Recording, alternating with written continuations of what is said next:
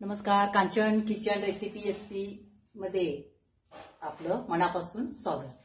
चला, आता नवरात्रीचे दिवस चालू होणार म्हणजे उपास भगिनींचे आमच्या, तर त्यासाठी आपण आता उपासाचे पदार्थ चालू केलेले आहेत। आता आज मी तुम्हाला उपासाचे आप्पे शिकवणार आहे अगदी सोप्या पद्धतीने, म्हणजे खायला पण चविष्ट आणि त्रास पण तुम्हाला होणार नाही। मग आता प्रथम आपण काय करूया, सुरुवात करूया। या ठिकाणी मी कढई ठेवलेली आहे। आता या ठिकाणी मी एक वाटी, तुम्ही कुठलेही म्हणजे वाटी वगैरे काही घेऊ शकता, एक वाटी मी काय केलेलं आहे, वरी घेतलेली आहे आणि याच वाटीने शाबू अर्धी वाटी घेतले, कमी जास्त करू शकता, काय प्रॉब्लेम नाही। आता हे आपल्याला चांगलं भाजून घ्यायचं, चांगलं भाजून घ्यायचं। प्रथम कढई तापल्यानंतर गॅस मिडियमच ठेवा, चांगलं भाजून घ्या। हे पाणी चांगलं भाजलेलं आहे। आता आपण गॅस बंद करायचा आणि हे ताटामध्ये काढून गार करायचं आणि गार झाल्यानंतर मग हे मिक्सरमध्ये बारीक करून घ्यायचं। चांगलं गार होते, हे चांगला भाजलेला आहे, त्यामुळे चांगलं भाजलं ना की आपल्याला टेस्ट खूप छान येते। चांगलं गार झाल्यानंतर आपल्याला आता बारीक करायचं आहे। हे पहा, हे गार होतंय, तोपर्यंत आपण ह्याच्यासाठी खाण्यासाठी उपासाची चटणी करूया। या ठिकाणी मी खोबरं घेतलेलं आहे ओलं आणि शेंगदाण्याचा कूट घेतलेला आहे, म्हणजे भाजलेला। शेंगदाणा भाजून घातलं तरी चालतं, माझ्याकडे कूट तयार होता म्हणून मी घातलेला आहे। आता या ठिकाणी मी थोडंसं तेल कडवायला ठेवलेलं आहे। आता जिरं मोहरी तर आपल्याला उपासाला चालत नाही, तुम्हाला जिरं चालत असेल तर जिरं घातलं तर खूप छान। आता या ठिकाणी मी काय करणार, याच्यामध्ये तेल कडलेलं आहे, कढीपत्ता आणि आवडीप्रमाणे तुम्ही मिरची घालू शकता। मिरची भाजूनच याच्यामध्ये घाला, म्हणजे मिरचीचा वास तुम्हाला येणार नाहीये। जेवढं तिखट पाहिजे तेवढं तुम्ही मिरची घालू शकता। माझी मिरची सपक आहे।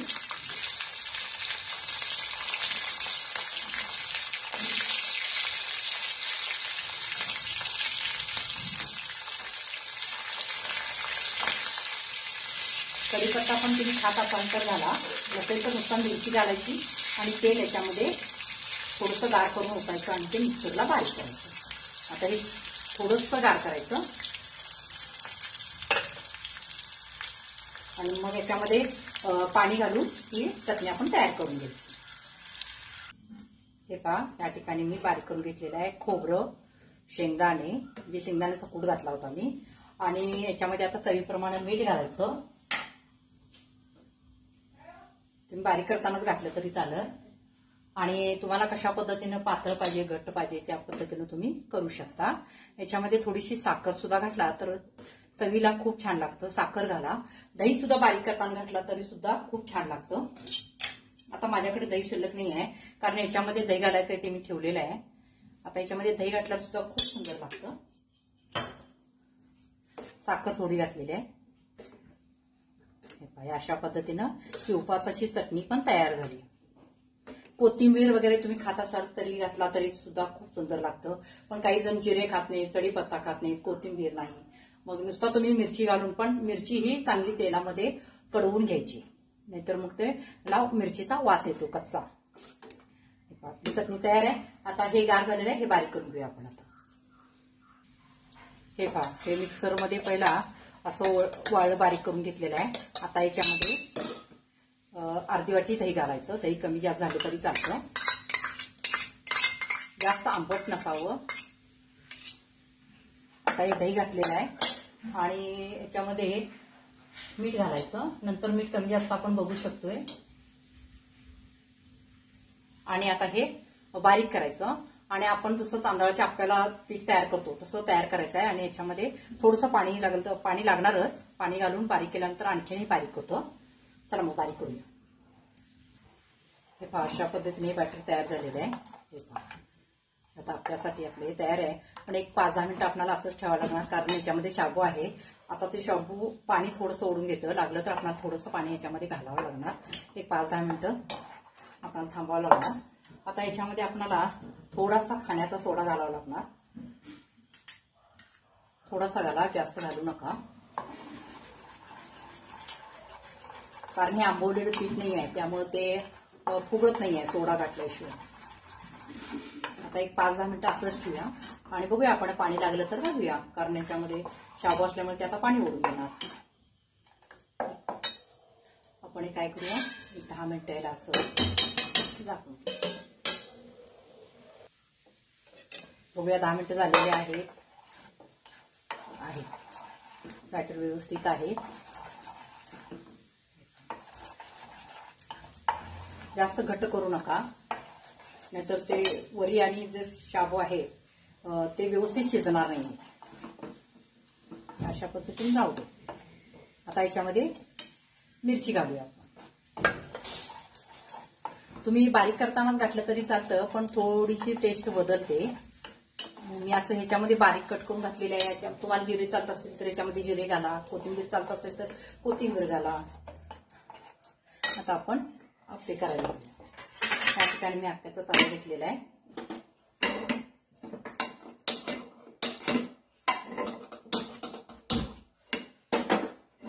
प्रथम थोडा तापवून घ्यायचा आणि मग बारीक करायचं.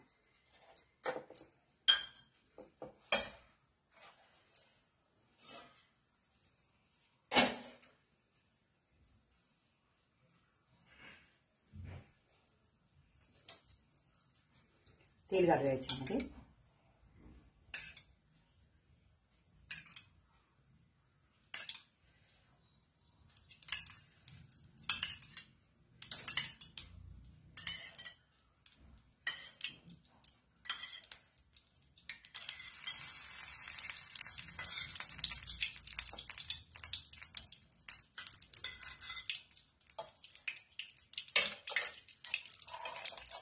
आता चांगलं तापू दे, मग आपण त्याच्यामध्ये मिश्रण घालूया. हे पहा, आप्पेचा तवा गरम झालेला आहे. आता एकदम बारीक केलेला आहे मी. आता याच्यामध्ये हे बॅटर घालूया.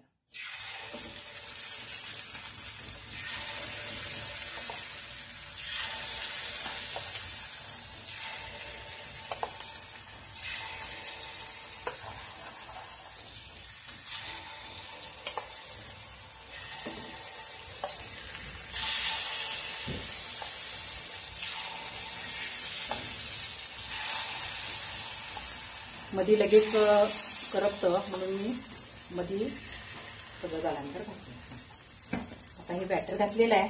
आता आपण काय करायचं, ह्याच्यावर झाकण ठेवायचं.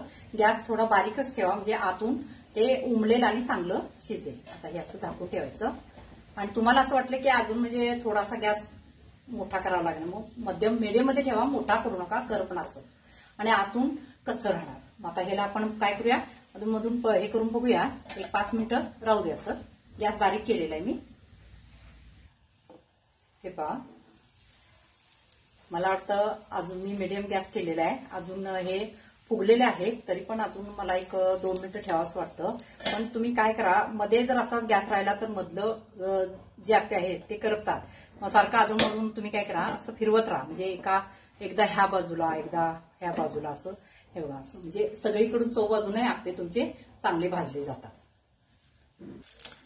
हे पहा, मला वाटतं आता चांगले भाजलेले आहे. आपण त्यांना काय करूया, पलटू.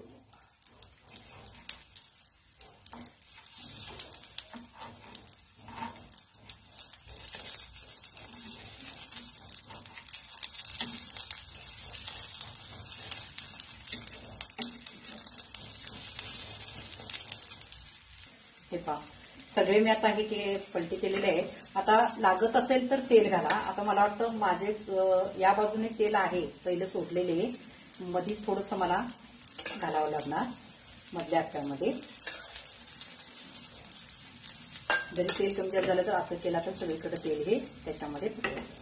आता एक 5 मिनिटं आपण असंच ठेवूया आणि चांगले भाजून घेऊया. मी मगाशी सांगितलं होतं तशा पद्धतीनं मध्ये आहे, मधले भाजतात. हे असे फिरवत जा, म्हणजे चव बाजूने तुमचे आप्पे सगळे भाजले जातात. हे पहा, आप्पे सगळे आपले भाजलेले आहेत. आपण बघूया. चांगले भाजलेले आहेत. आपण आता ते काढू आणि दुसरं बॅटर आपल्याला घालायचं आहे. समजा तुम्हाला कुठं सही वाटत असेल तर अजून आणखीन हे करू शकता.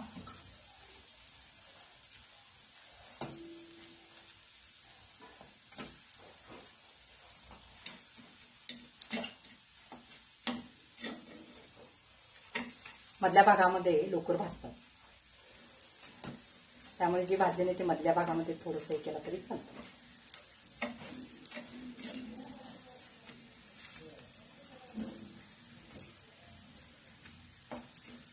आता अशा पद्धतीने आपण राहिलेलं पीठ सुद्धा आपण ह्याच्यामध्ये हे घालून घेऊ. हे पहा, या ठिकाणी सगळे आपले आप्पे तयार झालेले आहे. आपली चटणी पण तयार आहे आणि आप्पे आतून फुगलेत पण छान. हे पहा, शिजलेत पण खूप छान. अशा पद्धतीने सगळे उपवासाचे पदार्थ आता मी घेऊन येणार आहे. रोज एक पदार्थ तुम्हाला अपलोड होईल. माझे जर तुम्हाला रेसिपी आवडली असेल तर सबस्क्राईब करा, लाईक करा, शेअर करा, कमेंट करायला विसरू नका. आणखीन तुम्हाला काही उपवासाचे पदार्थ तुम्हाला म्हणजे आवडतात पण बनवता येत नाही तर ते तुम्ही मला कमेंट करून सांगा. मी तुम्हाला अवश्य ते सोप्या पद्धतीने शिकवेन. माझी जर रेसिपी आवडली असेल तर सबस्क्राईब करा, लाईक करा. धन्यवाद. आणखीन एक तुम्हाला सांगायचं होतं की याच्यामध्ये सोडा घालताना थोडा सोडा घाला. जास्त सोड्याचं प्रमाण ह्याला जर झालं तर ते पीठ पूर्ण पसरू शकतं. त्यामुळं सोडा थोडाच घाला. ओके, ठीक आहे. धन्यवाद.